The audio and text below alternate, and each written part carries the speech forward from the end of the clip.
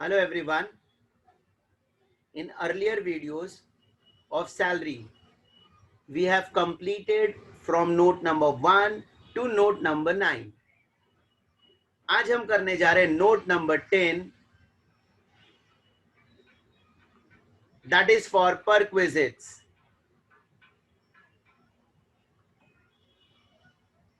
That is for perquisites, which is the most important. What do you mean by perquisites? So perquisites are given by the employer to the employee for the expenses. Perquisites are additional benefits provided by the employer for the expenses.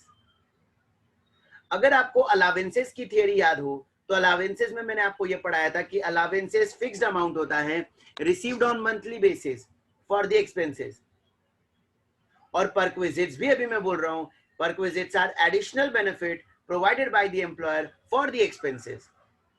But दोनों में difference क्या है आप वो समझो. Allowances आपको हर महीने दिया जाएगा, आप एक्चुअली खर्चा करो या ना करो, लेकिन परक्विजिट्स आपको तब प्रोवाइड किया जाता है जब आप एक्चुअली खर्चा करते हो. अलावेंसेस आपको हर महीने मिलता है. फॉर एग्जांपल मेडिकल अलावेंस, घर में कोई बीमार हो या ना हो आपको मेडिकल नाम से हर महीने पैसा मिल रहा है, medical allowance. Medical bills paid by employer, it is perquisite. Medical bills paid by employer, it is a perquisite. It will be given by employer जब कोई एक्चुअली घर में बीमार है, हॉस्पिटलाइज हुआ है, उसका बिल आया है और उसका मेडिकल बिल एम्प्लॉयर पे कर रहा है. House rent allowance, this house rent allowance is given to all employees whether they are actually paying the rent or not. House accommodation, rent free accommodation, रहने के लिए कंपनी ने घर दिया है, it is a perquisite. Company ये provide तब करेगी जब आपके पास एक्चुअली रहने के लिए घर नहीं है. मतलब कंपनी अलावेंस दे सकती है या कंपनी परक्विजिट्स दे सकती है. Ultimately both are given for the expenses. दोनों में अंतर इतना है, अलावेंस हर महीने दिया जाता है. Allowances are given on monthly basis whether the expenses are actually incurred or not. लेकिन परक्विजिट्स आपको तब दिया जाएगा जब एक्चुअली खर्चा होगा. तो दोनों में डिफरेंशिएट करना हमें आना चाहिए, क्योंकि अलावेंसेस के रूल्स रेगुलेशन अलग है, परक्विजिट्स के रूल्स रेगुलेशन अलग है. अलावेंसेस में कौन सा अलावेंस एग्जेम्प्ट है वो हम पढ़ चुके हैं.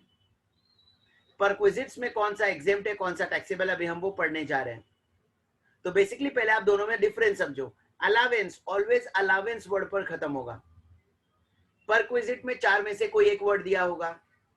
Paid by employer, reimbursed by employer, free, facility. Question में आ गया paid by employer, reimbursed by employer, free या फैसिलिटी, तो समझ जाना ये परक्विजिट्स है. सुना परक्विजिट्स.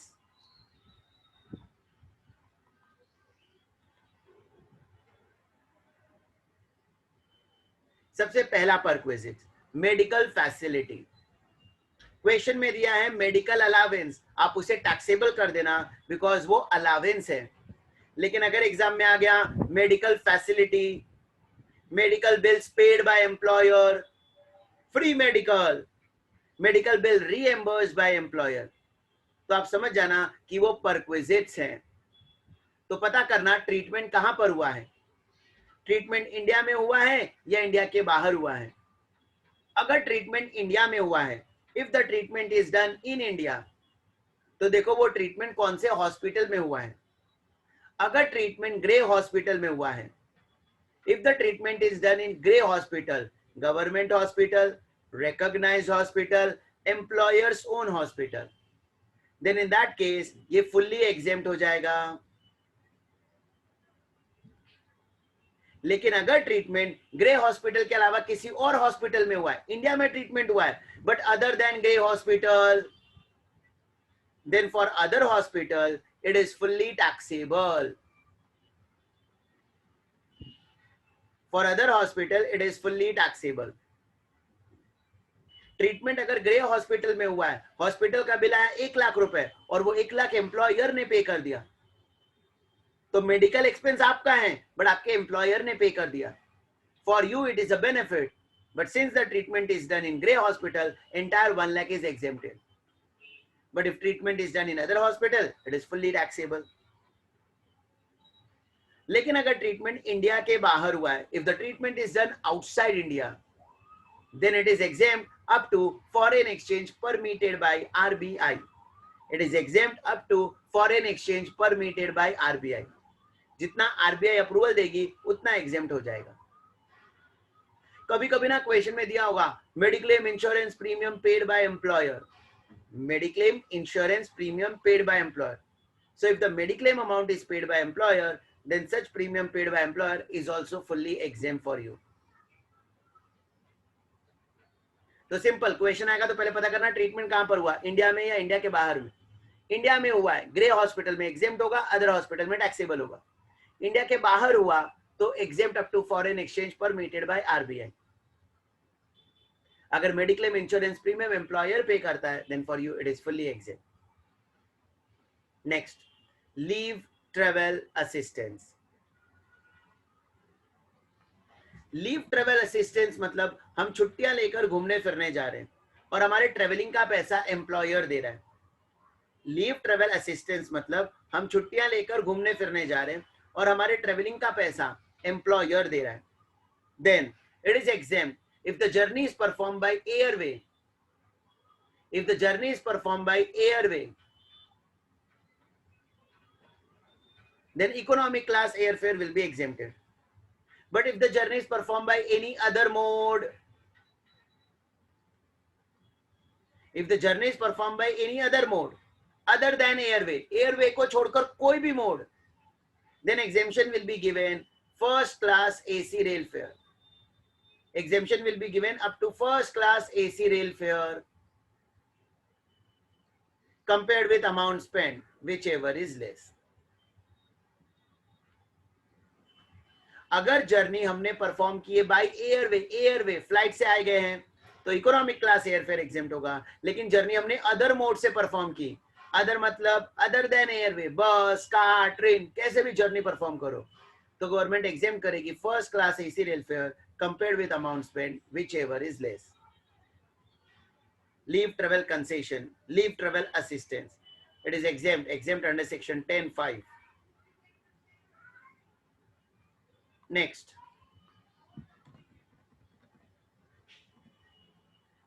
Free lunch.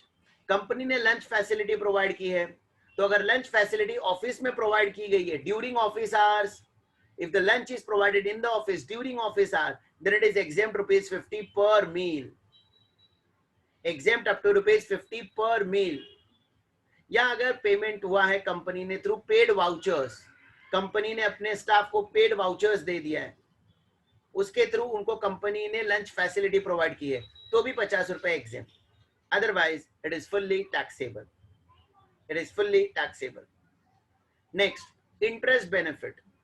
से फॉर एग्जाम्पल आपने एम्प्लॉयर से लोन लिया है, loan, you have taken loan from employer, interest free loan taken from the employer. Market से लोन लेते इंटरेस्ट पे करना पड़ता, बॉस से लोन ले रहे हो इंटरेस्ट भरने की जरूरत नहीं. For you it is a benefit. What is a benefit? The amount of interest not paid by you is your benefit. तो गवर्नमेंट कहती है पता करो कितने का लोन लिया है. अगर आपने लोन सिर्फ 20,000 रुपए तक का लिया है, only 20,000, तो गवर्नमेंट कहती है fully exempt. What is exempt? Interest benefit is exempt. लेकिन अगर लोन अमाउंट 20,000 से ज्यादा है, if the loan amount is more than 20,000, then it is taxable. Taxable amount is equal to loan amount into SBI rate. Taxable amount is equal to loan amount into SBI rate. लेकिन समझो employer आपको interest के साथ loan दे रहा है, लेकिन SBI rate है 10%, employer आपको 4% इंटरेस्ट पर दे रहा है, तो एम्प्लॉयर आपसे कितना इंटरेस्ट ले रहा है? 4%. एसबीआई रेट का कितना है? 10%. तो गवर्नमेंट कहती है for you benefit is 6%, pay tax on 6%. So taxable amount is equal to loan amount into SBI rate minus actual rate. SBI rate minus actual rate.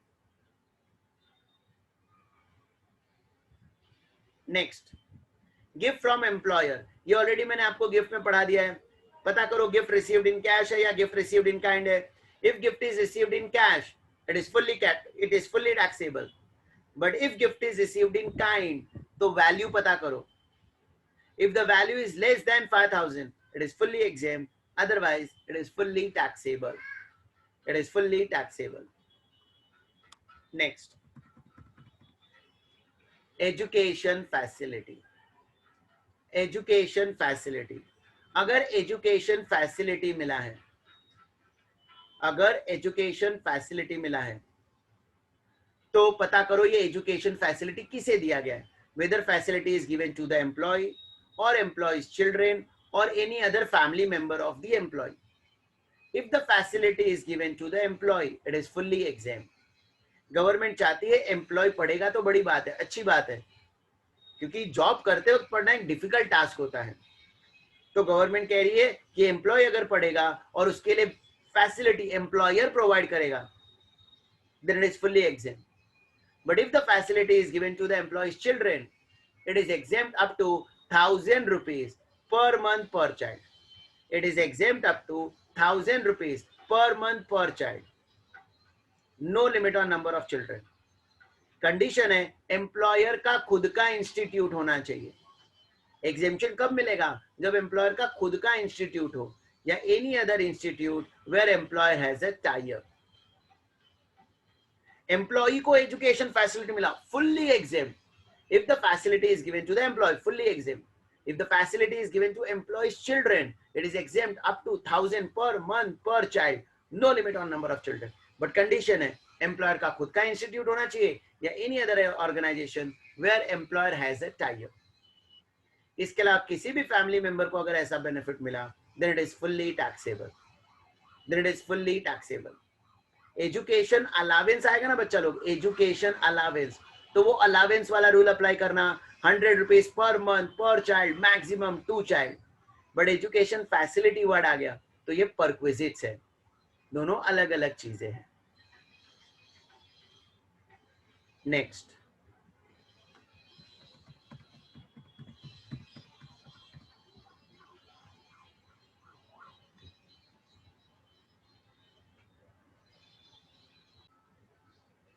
Next note, house accommodation. ये house accommodation का note बाद में करते हैं, इसके पहले हम use of movable assets की थियरी पढ़ लेते हैं. यूज ऑफ मूवेबल असेट्स, आपको कोई असेट्स यूज करने के लिए मिला है, आपको कोई असेट्स यूज करने के लिए मिला है जो मूवेबल नेचर का है, तो पता करेंगे हम कौन सा असेट्स यूज करने के लिए मिला है. whether computer laptop is given for use, whether car is given for use or other assets given for use. अगर क्वेश्चन पढ़कर पता चलता है कंप्यूटर लैपटॉप कंपनी ने आपको यूज करने के लिए दिया है, then it is fully exempt. Computer laptop given for use, it is fully exempt. Car given for use, अभी हम वो डिटेल में पढ़ेंगे. इसके अलावा कोई अदर असेट्स अगर यूज करने के लिए मिला है तो उसका टैक्सेबल अमाउंट कैसे पता करेंगे. तो अदर असेट्स अगर हमें यूज करने के लिए मिला है तो देखो फर्नीचर मिला यूज करने के लिए, वीडियो कैमरा मिला यूज करने के लिए, म्यूजिक सिस्टम मिला यूज करने के लिए, ये सब डेप्रीशिएबल नेचर के असेट्स होते हैं. पूरे साल भर असेट्स यूज आप करोगे बट कंपनी का असेट्स डेप्रीशिएट होगा, कंपनी का असेट्स डेप्रीशिएट होगा, तो कंपनी के लिए वो depreciation expense. Being an employee, आपके लिए that will be considered as income. Company उसे बिजनेस में एक्सपेंस क्लेम करेगी, सो बीइंग एन एम्प्लॉय तुम्हारे लिए वो इनकम कंसीडर कर लिया जाएगा. तो किस रेट से डेप्रीशिएशन? तो यहाँ पर गवर्नमेंट ने स्टैंडर्ड रेट लिया है 10% per annum depreciation on cost. 10% per annum depreciation on cost if the assets is owned by employer. If the assets is owned by employer. But if assets is hired by employer, then the higher charges paid by employer. अगर assets employer ने own किया है तो depreciation charge होगा 10%, but if it is hired, then higher charges paid by employer will be taxable. Question arise, अगर car use करने के लिए मिला तो क्या रूल होगा? तो मतलब ये जो अदर असेट्स है ना, other assets other than computer, laptop and car, computer, laptop, car को छोड़कर बाकी कोई भी असेट्स मिला तो ये रूल अप्लाई करेंगे. तो कार मिला तो क्या रूल है?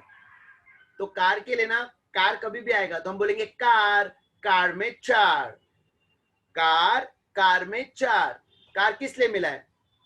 ऑफिस के लिए, घर से ऑफिस, ऑफिस से घर आने जाने के लिए, पूरी तरह से प्राइवेट यूज के लिए, या partly office partly private use के लिए. कार अगर कंपनी ने हमें दिया है तो किस पर्पस के लिए दिया है? Whether the car is given for fully office use, for resident to office, office to resident आने जाने के लिए, पूरी तरह से प्राइवेट यूज के लिए, या कार हमें दिया गया है partly office partly private use के लिए. अगर क्वेश्चन पढ़कर पता चलता है car is given for fully office use, then for us no benefit, no tax, ignore. Why no benefit, no tax? देखो, कार आपको सिर्फ ऑफिस के काम के लिए मिला है, तो इसमें मेरा पर्सनल क्या बेनिफिट हुआ? और जब पर्सनल बेनिफिट ही नहीं हुआ तो टैक्स क्यों भरूं? No benefit, no tax, ignore. लेकिन अगर कार मिला है ऑफिस से resident, resident to office travel करने के लिए, it is a benefit but limited benefit, तो गवर्नमेंट इसे एग्जेम करती है, लाइक कम्यूटेशन अलावेंस. हमने पढ़ा था ना, कम्यूटेशन अलावेंस, ट्रांसपोर्ट अलावेंस, घर से ऑफिस, ऑफिस. ऐसे अगर कंपनी ने कार दिया ऑफिस से घर, घर से ऑफिस आने जाने के लिए, exempt. Car is given for fully private use, it is taxable, and car is given for partly office partly private use, it is taxable. कितना टैक्सेबल होगा? तो टैक्सेबल अमाउंट के लिए सबसे पहले फुल्ली प्राइवेट यूज का रूल पढ़ते हैं. समझो, कार फुल्ली प्राइवेट यूज में, समझो कार पूरे साल भर आपने यूज की है प्राइवेट पर्पस के लिए, तो पूरे साल भर कार आप यूज कर रहे हो प्राइवेट पर्पस के लिए. 10 लाख की कार आप यूज कर रहे हो, it is a depreciable assets, it is a depreciable assets. तो इसका डेप्रिशिएशन कंपनी के लिए expense, for you it will be considered as income. What is the rate of depreciation? तो वापस यहां पर गवर्नमेंट ने अज्यूम किया कि कार डेप्रिशिएट होगा at the rate of 10% per annum. मतलब कोई भी मूवेबल असेट्स है ना, मूवेबल असेट्स, उस मूवेबल असेट्स के लिए सैलरी टॉपिक में, सैलरी टॉपिक में स्टैंडर्ड 10% डेप्रिशिएशन ले लिया गया. लेकिन अगर कार बॉस ने रेंट भाड़े पर लेकर आपको दिया है, तो कंपनी के लिए rent is an expense, for you rent will be taxable, higher charges paid by employer. In fact अगर रनिंग एंड मेंटेनेंस एक्सपेंसेस पूरे साल भर एम्प्लॉयर पे कर रहा है, पेट्रोल का पैसा बॉस दे रहा है, कार को मेंटेन करने का पैसा बॉस दे रहा है, तो that running and maintenance expenses paid by employer, for you it is a benefit, उतने से टैक्सेबल अमाउंट और बढ़ जाएगा. Similar to that, if the driver is provided and driver salary is also paid by employer, benefit आपका और बढ़ गया, उतने से टैक्सेबल अमाउंट और बढ़ जाएगा. तो आपको याद क्या रखना है? आपको याद रखना है 10% डेप्रिसिएशन ऑन कॉस्ट. लेकिन अगर क्वेश्चन में दिया है that running and maintenance is paid by employer, तो जितना रनिंग मेंटेनेंस बॉस पे करेगा उतने से आपका बेनिफिट बढ़ा, उतने से टैक्सेबल अमाउंट बढ़ जाएगा. ड्राइवर फैसिलिटी भी एम्प्लॉयर दे रहा है तो बेनिफिट और बढ़ गया, उतने से टैक्सेबल अमाउंट और बढ़ जाएगा. तो तीनों को ऐड करेंगे, जो टोटल अमाउंट आएगा that is your taxable amount. In fact अगर हमें कुछ बॉस को पे करना पड़ा, तो जितना हम पे करेंगे उतना माइनस हो जाएगा. Amount paid by employee, amount paid by employee to employer towards car, वो माइनस कर देना. जनरली ऐसा होगा नहीं, बट अगर क्वेश्चन में दिया है तो माइनस कर देना. जैसे जैसे बेनिफिट बढ़ा वैसे वैसे टैक्सेबल अमाउंट बढ़ा, तो जितने से बेनिफिट कम हुआ उतने से टैक्सेबल अमाउंट भी कम हो जाएगा. Next, car is given for pop, partly office partly private use. अगर कार पॉप के लिए मिला, if the car is given, if the car is used for pop, तो पता करना कार किसकी कार है. हम जो कार पॉप के लिए यूज कर रहे हैं, whether that car is owned by employee और car is owned by employer. अगर क्वेश्चन पढ़कर पता चलता है car is owned bye employee, तो ऐसा समझो हम एम्प्लॉई हैं, हमारी कार है और हम अपनी कार यूज कर रहे हैं पॉप के लिए, partly office partly private, partly office partly private. तो पता करो खर्चा कौन दे रहा है, खर्चा। कार तो अपनी है ना, तो if the car is owned bye employee for us it is not a benefit. अरे मेरी कार है तो मैं ही चलाऊंगा ना, इसमें मुझे बेनिफिट क्या मिला? तो पता करो खर्चा कौन दे रहा है, रनिंग मेंटेनेंस एक्सपेंस कौन दे रहा है। अगर क्वेश्चन पढ़कर पता चलता है रनिंग मेंटेनेंस एक्सपेंस भी एम्प्लॉय दे रहा है, तो कार मेरी, खर्चा भी मैं ही पे कर रहा हूं, for me is it a benefit? No, so no benefit, no tax, ignore. लेकिन इमेजिन करो if the running and maintenance expense paid by employer, running maintenance expense paid by employer, wow, जितना भी रनिंग मेंटेनेंस है ना, petrol सब company पे कर रही है, for us it is a benefit. But ध्यान से समझना, कार यहां पर पॉप के लिए यूज की गई है, कार यहां पर पॉप के लिए यूज की गई है, ऑफिस और प्राइवेट दोनों पर्पस का पेट्रोल का खर्चा कंपनी ने दिया है। तो कहना इसे, इस टोटल में से जितना ऑफिस वाला खर्चा है, इस टोटल में से जितना ऑफिस वाला खर्चा है, अगर वो माइनस करूंगा तो प्राइवेट वाला मिल जाएगा, total amount paid by employer minus office fee minus office use, it will give you personal use, and that private use is taxable. तो क्वेश्चन है पता कैसे चलेगा कितना प्राइवेट यूज है? तो ना एक्चुअली प्रैक्टिकल लाइफ में गवर्नमेंट एक्सपेक्ट करती है कि आप लॉग बुक मेंटेन करो, और लॉग बुक मेंटेन करके एम्प्लॉयर से उसका अप्रूवल ले लो कि ये इतना प्राइवेट है, इतना पर्सनल, इतना प्राइवेट है, इतना ऑफिशियल है। बट आप खुद सोचो प्रैक्टिकल लाइफ में लॉग बुक मेंटेन करना कि मैं इतने से इतने किलोमीटर ऑफिस के लिए गया, इतने से इतने किलोमीटर प्राइवेट गया, थ्रू आउट द ईयर ये लॉग बुक मेंटेन करना पॉसिबल नहीं होता। तो गवर्नमेंट ने यहां पर कुछ अमाउंट स्टैंडर्ड अज्यूम कर लिए हैं ऑफिस के लिए, और उतना आपके टोटल अमाउंट से माइनस कर दिया जाएगा। तो यहां पर टैक्सेबल अमाउंट कैसे आएगा? तो जितना बॉस से मिला, total amount received from employer, इसमें से minus fixed amount for office use, fixed amount for office use कितना? 1800 per month if car is छोटी कार। कार इज छोटी कार मतलब अगर engine capacity of car is up to 1600 cc, but if the engine capacity of car is more than 1600 cc, is more than 1600 cc, तो 2400 per month minus कर देना। क्योंकि देखो अगर इंजन कैपेसिटी ज्यादा होगी तो पेट्रोल का कंजम्पशन भी ज्यादा होगा। तो समझो ना बॉस से हमें 1,20,000 रुपए मिला, बॉस से हमें 1,20,000 मिला, तो आपको समझ में आना चाहिए 1,20,000 में ऑफिस का भी होगा प्लस प्राइवेट भी होगा, तो इसमें से माइनस कर दो ऑफिस वाला। कितना ऑफिस का? तो गवर्नमेंट पूछती क्या लॉग बुक मेंटेन किया है, तो आंसर है नो। तो गवर्नमेंट यहां पर अमाउंट अज्यूम कर रही है, अज्यूम। अगर छोटी कार है तो 1800 रुपए एक महीने का इंटू 12, लेकिन अगर कार बड़ी कार है तो 2400 इंटू 12, ये माइनस कर देना। माइनस करके जो अमाउंट आएगा that will be taxable amount, that will be taxable amount. Next, if the car is owned by employer तो it is a benefit. Company का कार हमें पॉप के लिए यूज करने के लिए मिला है, पॉप मतलब ऑफिस और प्राइवेट दोनों पर्पस के लिए यूज कर सकता हूं। तो सेकंड क्वेश्चन अराइज, एक्सपेंस कौन पे कर रहा है?